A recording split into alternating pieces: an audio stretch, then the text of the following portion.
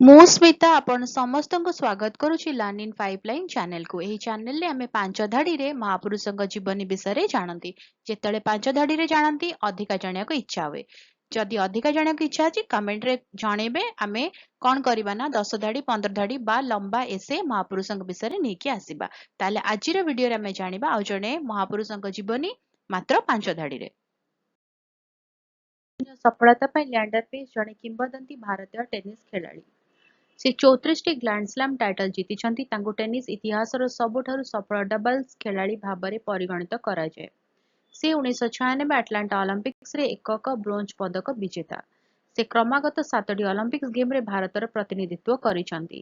ଭାରତ ପାଇଁ ପେସ୍ ମହେଶ ଭୂପତିଙ୍କ ଯୋଡ଼ି ଗୋଟେ ବର୍ଷରେ 4ଟି ଗ୍ରାଣ୍ଡସ୍ଲାମ୍ ଟାଇଟଲ ଜିତିଛନ୍ତି। ରହୁଛି, ଦେଖା ହେବା ଆଗାମୀ ଭିଡ଼ିଓରେ। ନମସ୍କାର।